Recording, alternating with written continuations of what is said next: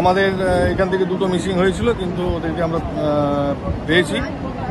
নদীর ওই পারে ওরা সুস্থ অবস্থাতেই আছে, পাওয়া গেছে। ওরা গজলডোবা তিস্তা ব্যারেজ থেকে উদ্ধার অজ্ঞাত পরিচয়ের 3টি মৃতদেহ। সিকিমের হরপা বানে ভেসে এসেছে কিনা তার খোঁজ চালাচ্ছে প্রশাসন। পাহাড়ে লাগাতার বৃষ্টির জেরে ফুলে ফেপে উঠেছে তিস্তার জল। বিপদসীমার উপর দিয়ে বইছে জল। সেই জলেই 2জন পুরুষ এবং একটি মহিলার মৃতদেহ ভেসে আসতে দেখা যায়, যদিও তাদের নাম ও পরিচয় জানা যায়নি। অন্যদিকে গজলডোবা এলাকার কয়েকজন জেলে নিখোঁজ হয়ে গেলেও তাদের পরে সুস্থ অবস্থায় খোঁজ পাওয়া যায়। এই বিষয়ে রাজগঞ্জের বিডিও পঙ্কজ কোনার বলেন, তিস্তা ব্যারেজের পরিস্থিতি খুবই উদ্বেগজনক। জলস্তর বিপদসীমার উপরে বইছে। আমাদের পক্ষ থেকে সুরক্ষার জন্য সব রকম ব্যবস্থা রাখা হয়েছে। 2জন নিখোঁজ হলেও তাদের পরে সুস্থ অবস্থায় পাওয়া গিয়েছে। তিস্তার জলে মৃতদেহ উদ্ধার হয়েছে। তাদের পরিবারের খোঁজ চালানো হচ্ছে। আমাদের এখান থেকে দুটো মিসিং হয়েছিল, কিন্তু ওদেরকে আমরা পেয়েছি।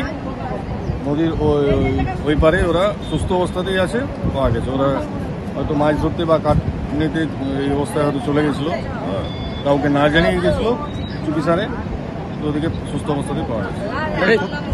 ক্ষতি কেমন হয়েছে?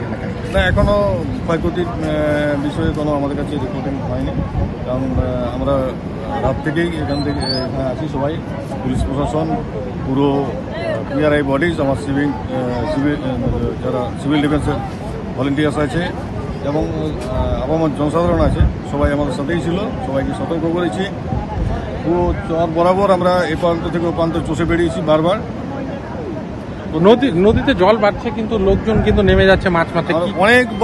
বারবার সচেতন করেছি। চর বরাবর আমরা অন্তত 3 থেকে 4 বার আমরা ঘোরাফেরা করেছি, সবাইকে বলেছি, সচেতন করেছি। কিন্তু মানুষ যেই আমরা চলে যাচ্ছি, আবার পিছন ফিরে যখন দেখি কেউ নেমে গেছে। এখন পর্যন্ত কতগুলো বডি পাওয়া গেছে? বডি বলতে আমার এখানে 2টো রেস্কিউ করা হয়েছে, কিন্তু ওগুলো আমার এলাকার বলে কেউ এখনো দাবি করেনি, সেরকম কোনো রিপোর্টও নেই।